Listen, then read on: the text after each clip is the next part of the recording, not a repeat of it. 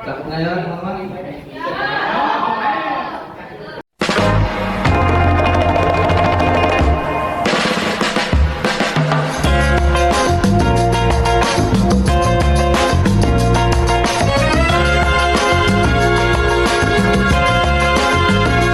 In this night of starry sky, my baby told me with a sigh, saying words that came across as a doubt.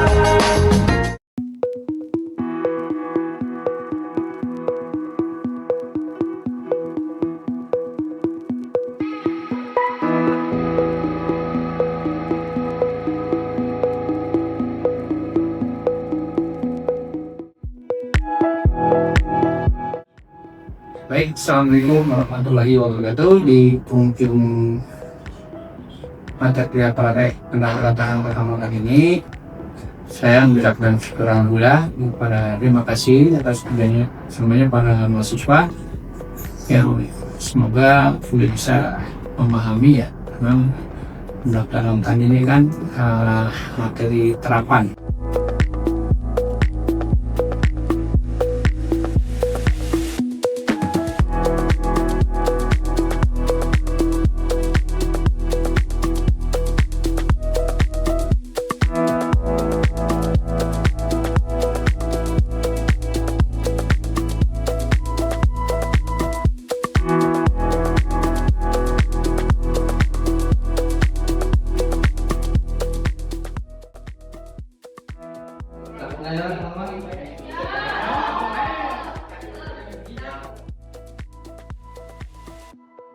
Dari pagi bersinar cerah.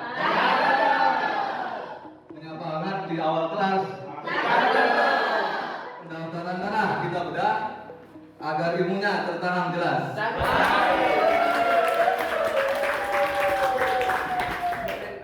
Duduk, siap, gerak.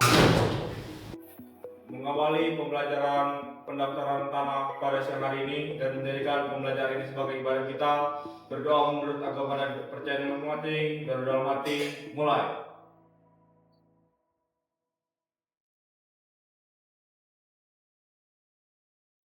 Berdoa selesai. Istirahat di tempat, gerak. Selamat siang.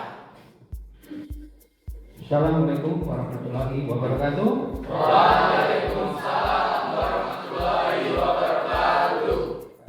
Filsafat ya, dengan tahapan sosiologi, epistemologi dan aksiologi ya, dalam arti supaya agar kita agak belajar lebih sedikit fundamental ya. Kalau dia mengantar paling tidak penggunaan filsafat itu secara ontologi kita ingin memperdalam hakikat atau substansi intisari dari pendaftaran tanah. 33 ya? 3 ya. Dari UPA ini ya memperlihatkan bahwa nilai keadilan menjadi landasan daripada wujudnya UPA ya. Di mana nilai keadilan itu memuat semua nilai Pancasila, misalnya ketuhanan, hak ya, rakyat juga ditegakkan menjadi 3R ya, rights, hak, responsibility, tanggung jawab dan respect ya. Yang di pasal 19 ayat 1 dilengkapi pasal 3 PP 24 ya, bahwa di samping kepastian itu adalah perlindungan hak pemegang hak atas tanah. Dari sinilah kita melihat adanya peredaran hakikat pendaftaran tanah ya. Yang pertama, titik nolnya kalau kita bicara intisari adalah bahwa hakikat intisari pendaftaran tanah sebelumnya ada remisi. Kalau hakikat dulu yang bersifat abstrak, ya tadi itu yang Bapak sebut saya sebut adalah untuk menjamin kepastian hukum dan perlindungan pada penggunaan atas tanah. Kemudian dia turun pada substansi ya, intisari yang tapi bersifat wujud ya, ya, atau pendaftaran derivatif ya. Dari sini kita sudah banyak mendapat input masukan yang akhirnya kita bisa membentuk membuat undang-undang PP 24 menuliskan definisi dari pendaftaran tanah. Ya. Tax cadastre. Jadi para raja-raja ini membutuhkan catatan rekor rekaman data fisik, ternyata kurang kan? Tarik meterannya juga harus ada data yuridisnya. Siapa nih pemiliknya, siapa yang menguasai dan sebagainya, dengan batasan luas-luasnya. Dari sinilah kita ada sistem pendaftaran tanah akta dan pendaftaran tanah hak, ya. Keduanya punya persamaan, selaku inputnya adalah pendaftaran tanggal, ya. Kemudian itu yang didaftar, ya. Jadi aktanya disimpan di notaris dan ini kita dicatat dengan kartu. Kemudian pendaftaran hak, inputnya juga akta, hanya didaftar bukan batas aktanya, tapi yang didaftar isinya, haknya beralih, ya. Akte PPAT ini, jual beli ini beralih kepada B. Itu di sini. Kemudian beralih kepada sistem sudah pendaftaran tanah itu tadi ada ya, pendaftaran tanah kita state karena ini kita Indonesia, pendaftaran pertama kali yang kita bahas pembelian data itu nanti. Pendaftaran pertama kali ada dua jenis kegiatan, yaitu pendaftaran tanah pertama kali sporadik, spora, punya tanah atau yang menguasai. Kalau sistematik inisiatif di pemerintah atas nama negara, ya. Jadi pemerintah secara sistematik dan ini sudah dimulai, ya. Dari tahun 60 dengan peraturan pelaksanaan PP 10 tahun 61 yang pendaftaran tanah sudah ada istilah proyek pendaftaran tanah. Untuk mempercepatnya, ya, maka diadakanlah dari tindak lanjut data sistematik PP 10 24 tahun 95 ini diadakan dengan spesialisnya pendaftaran tanah sistematis lengkap. Jadi kita tambahkan kata lengkap untuk memperlengkap sistematiknya, ya. Jadi bukan hanya sebagian, tapi seluruhnya. Juga inovasinya, pembaruannya adalah bukan hanya tanah yang tidak saja, atau disebut klaster 1, tapi juga tanah-tanah yang hanya memetakan bidang, yaitu klaster 3 dengan beberapa nanti jenis, ya, K31, K2, K3, K4 dan klaster 4, ya. Jadi dari tanah-tanah yang disertifikat sebelum produk PTSL itu dipetakan lagi, ya. Jadi penggabungan antara kadaster yang ditamakan juga dengan langsung pendaftaran haknya, ya. Kalau yang tanah milik ada dengan langsung pendaftaran hak dengan proses konversi melalui pengakuan penegasan. Kalau yang negara sebelum didaftarkan diberikan haknya dulu. Pendaftaran tanah juga dapat dilakukan dengan kegiatan elektronik, ya. Cuma baru meningkatnya setelah ada Undang-Undang ITE Undang-Undang tahun 11 ya, tahun 2008, kemudian direvisi ya sampai 2000 terakhir 2005. Dari sinilah dari basis data ini kemudian melalui PTSL ini, ya. Kemudian ditingkatkan kualitas basis datanya, sebelumnya ada desa lengkap, belum lengkap, dan kemudian ditingkatkan langsung menjadi deklarasi kabupaten kota lengkap, ya. Pada tahun 2004 oleh Pak Menteri di daerah untuk membentuk bagian daerah Indonesia semua lengkap, permetaan secara spasial. Learning sampai produk akhirnya adalah sertifikat elektronik, ya. Jadi ada 7 line elektronik bulan, dan salah satunya finalnya ada sertifikat elektronik yang kalau kita ingin membuktikan itu hakikat intisari, dia harus kembali pada titik nolnya. Itu tadi adalah rekor rekaman data fisik data Indonesia, klop, ya. Atau di sini mungkin juga disebut substansi karena dia bersifat wujud, ya. Dan kalau hakikatnya nanti bersifat abstrak, kewajiban pendaftaran anak, menjamin kepastian hukum dan perlindungan kelembagaan. Ya. Oke, ada terakhir kepada perbaikan basis data elektronik sampai terakhir pada sertifikat elektronik ya. Yang dijelaskan ini oleh Karuni Nata Fakira adalah tentang topik ya. Topik itu bagian dari tema. Tema itu adalah pendaftaran tanah. Dari filsafat itu pertama pasti keadilan sosial ya. Kenapa keadilan sosial? Karena tadi dibilang bahwa UPA adalah berlandaskan keadilan sosial ya. Dari pasal Sila 5 Pancasila ya. Dari sinilah maka tadi sudah ini ya. Kita urut ya dari atas tata nilai. Jadi kemudian menjamin di seluruh tanah yang adil dan merata bagi seluruh lapisan masyarakat tanpa diskriminasi ya. Dengan perlindungan hukum ketika monopoli ya dari pihak-pihak yang besar pada yang kecil juga mengacu pada. Kemudian ada nilai kepastian hukum ya. Salah satu yang utama adalah tadi dijelaskan di pasal 19 UPA ya. Pendaftaran tanah diadakan untuk menjamin kepastian hukum ya ini. Tidak menghindari sengketa menggunakan sistem press character ya. Kemudian juga ya semakin banyak terdaftar ya tervalidasi semakin peningkatan hak keamanan yang dapat meningkat di seluruh Indonesia. Kemudian jadi nilai pesawat perlindungan hak dan individu dan kolektif ya. Ini juga termuat di dalam pasal-pasal UPA dengan diberikannya salah satunya hak ya dengan dilengkapi 3R ya. 3R ya, rights. Kemudian asas-asasnya, asas juga hal yang mendasari ya. Asas transparansi, ya, ini ada di pasal 2 UPA ya.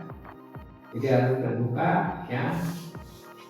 Masyarakat dapat melihat informasi yang tidak rahasia ya. Kemudian asas keadilan ya.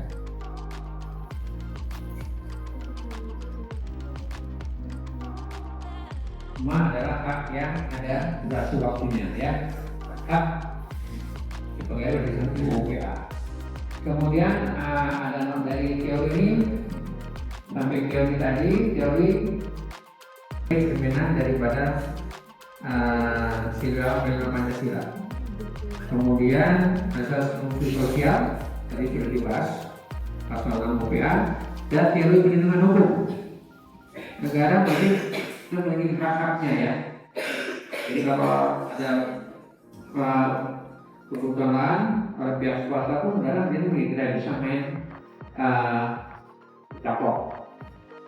Keadilan sosial sudah terus boleh ini bisa ini enggak gitu, itu normal ya kaidah. Semua itu harus ada prosedurnya, SOP-nya, standar operasional prosedur processing dan sistem ya. Bahwa pendaftaran tanah sistem ya. Tadi sudah sebagai definisi pendaftaran juga diperluas dengan PP 18 tahun 2021 yang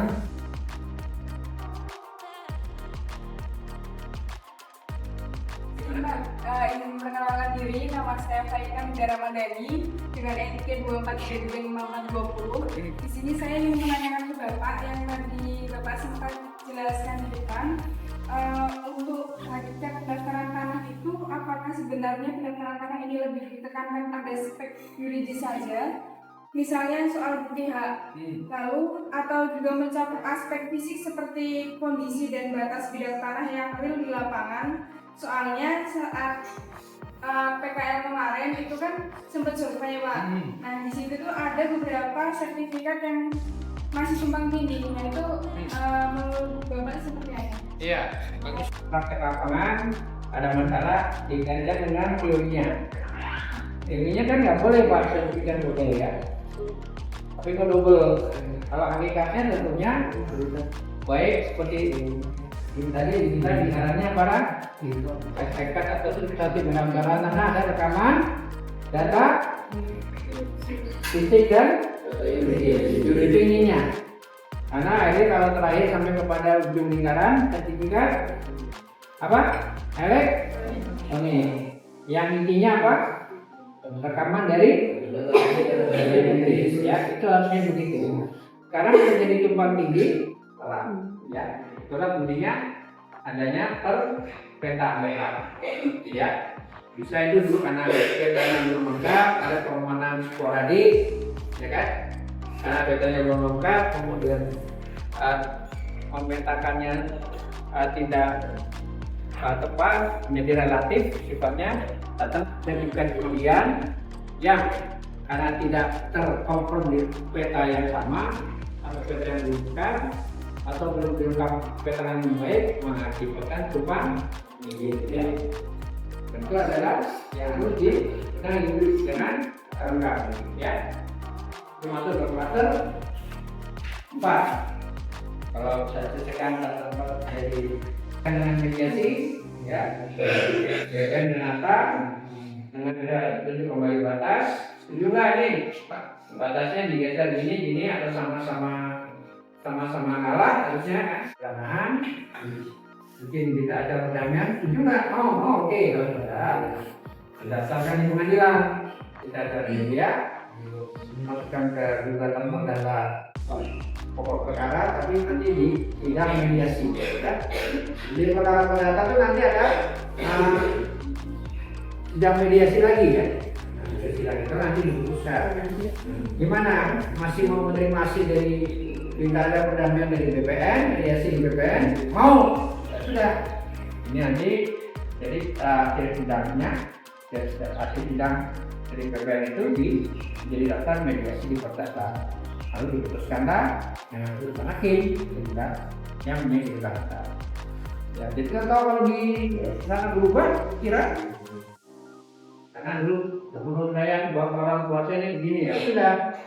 Kalau sepakatnya nggak mau, ya sudah silakan diselesaikan secara jalur hukum kita gugatan pengadilan. Kalau pengadilan pertama itu tidak lanjut dari non-legitasi, mediasi kita. Karena memang begitu ya, di pasal 4 ayat 5 Permen ATR KPP nomor 2021/2020 itu tidak final, ya. Final tetap jadi mediasi, hasil putusan mediasi di pengadilan yang jadi putusan pengadilan. Ya, itu ya. Ada yang lain? Dengan DNIT 2433/85. Dari Bapak mau izin bertanya, apakah pendaftaran tanah lebih berfungsi sebagai perlindungan hak atau legalisasi penguasaan? Karena masih banyak kasus di mana tanah yang dikuasai secara manipulatif tetap berhasil didaftarkan dan disertifikasi, dan masyarakat miskin yang tidak bisa membuktikan hak secara tertulis terancam kehilangan tanahnya. Menurut Bapak itu bagaimana solusinya? Kalau kita tampung kan, Pak gimana ya Pak? Kalau ternyata yang daftar sertifikat itu bukan yang benar-benar berhak, gitu ya. Misalnya ada lah ya permainan apa, mafia tanah gitu ya. Gimana? Apakah itu mau ditaruhkan secara formalitasnya? Yang bukti, gitu ya. Ya kalau bisa dinamakan, bukan karena yang satu sudah sertifikat, gitu kan? Itulah pentingnya kita belajar dengan mengantar filsafat, kita harus beda. Ini tidak bisa di lompat-lompat, ya. Dia tahapan ontologinya, hakikat keberadaannya.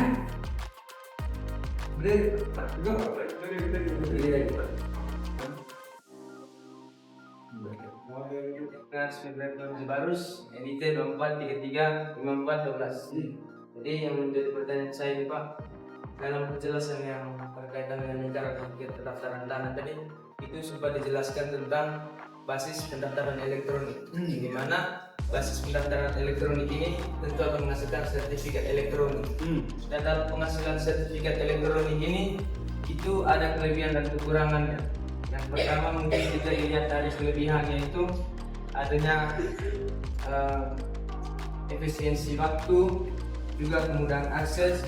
Yang ketiga, penyimpanan data yang lebih baik. Dan jika dilihat dari kekurangannya itu mungkin risiko keamanannya berkurang dan juga adanya ketergantungan teknologi dan internet. Dan yang menjadi pertanyaan saya itu Pak, gimana apa yang menjadi langkah awal jika sertifikat elektronik yang dihasilkan itu terjadi serangan cyber ataupun adanya hacker yang masuk untuk mencuri data itu? Iya. Jadi langkah awalnya seperti apa dan solusinya bagaimana? Iya. Oke, terima kasih ya. Ini udah menarik. Kalau setelah TK itu tidak boleh terjadi kan? Tapi kan itu dia bisa seperti itu ya. Ya, cara etimologi, cara perolehnya, ya. Beberapa yang juga sistem blockchain, change ya. Jaringan laba-laba, ya. Tokonya banyak, jadi kalau lakukan di hacker ketahuan di sini atau kita di sini kita berpindah ya ke Indonesia masih beberapa server. Nah, kalau selama ini belum, ya harus lebih hati-hati dengan negara ya, karena itu kemungkinan masih bisa terjadi ya. Hacker itu, ya hacker itu ya, dia nggak lewat manual itu, dia lewat ya kan itu kan kalau dari sistem IT saya pernah tanya ke teman-teman dosen yang berbasic IT, itu kan ada algoritma ya matematik yang bisa, ini kalau ditembus juga lama, ketik-ketik di HP-nya atau laptop bapaknya itu, dia bisa membongkar suatu jaringan lah, suatu negara itu ya, ternyata film itu ini kok bisa ya. Jadi kan ternyata dia jenis ya. Itu film 10 tahun yang lalu suatu ya, negara itu membuktikan itu true story ya. Dan itu makanya dan mungkin di sana juga blockchain gitu ya, negara maju belum itu ya. Dan itu memang jadi harusnya memang sistem story ini ya. Data fisik dan yuridis ya, juga sistem manajemen yang baik. Nah ini ya, ini eksternal ya, ya bukan internal ya, tapi juga termasuk ego ini bisa eksternal ya, ego Enggak. pendataan ya, kalian kelurahan, batas kelurahan yang belum jelas ya, dan sebagainya. Karena dia dua kementerian ya kan? Program sebagai program strategis nasional, jadi bisa eksternal karena ada kata-kata strategis. Nah, karena saya sudah ya. Bila kita berdaya, Assalamualaikum warahmatullahi wabarakatuh. Waalaikumsalam warahmatullahi wabarakatuh. Coba yang satu ya teman-teman. Pagi hari pergi ke pasar. Beli buku di toko Pak Paman. Jangan pernah malas belajar agar berguna sepanjang zaman.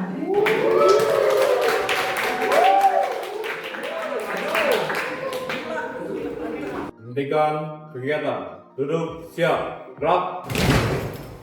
Mengakhiri pembelajaran pada hari ini dan menjadikan pembelajaran ini sebagai ibadah kita berdoa menurut agama dan kepercayaan masing-masing. Berdalam hati, mulai.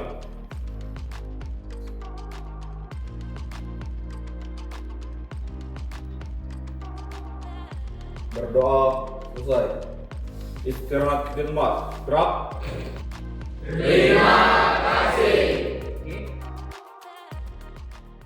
Saya sudah menyampaikan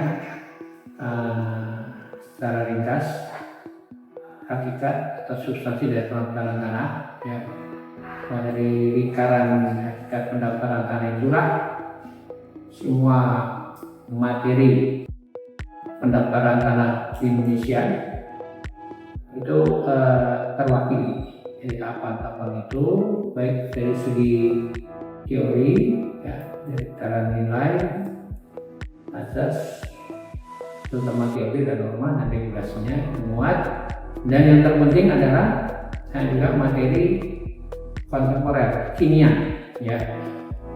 Era ekonomi ini yang sifatnya luar biasa sudah mahasiswa juga sudah diberi, dan karena temanya menurut saya terlalu luas pendaftaran tanah itu, maka saya bagi dalam topik tema kecil, yaitu menjadi 10 topik ya. Start dari mulai topik PTSR di daerah ini, terus berjalan ya berkaitan dengan permasalahan klaster, baik klaster K1, K2, K3, K4, juga perbaikan persiapan basis data dari analog ke elektronik, kemudian juga tahapan perbaikan fasilitas data, deklarasi kabupaten kota lengkap, dari basis data pendaftaran tanah menjadi yang lebih luas, yaitu menjadi dengan kota lengkap menjadi basis data pertanahan ya. Jadi bukan hanya data pertanahan, karena nanti akan melandasi semua peta-peta, yaitu peta tematik ya, tema-tema apa yang mau diinformasikan. Yang ini menjadi juga baik secara ontologi, hakikat, substansi, etimologis, bagaimana cara memperoleh dan menguji kebenarannya, dan nilai manfaatnya, aksiologi yang bermanfaat juga bukan hanya bagi rantai BBM, juga bagi lintas sektoral, khususnya Pemda ya, kegiatan tema-tema kebutuhannya, terutama nilai tanah, PBB, pajak, juga pemetaan aset-asetnya, juga pemetaan kasus-kasus sengketa. Demikian dari saya, terima kasih atas kerjasamanya Pak Taruna. Maaf bila ada kekurangan. Bila itu Assalamualaikum warahmatullahi wabarakatuh.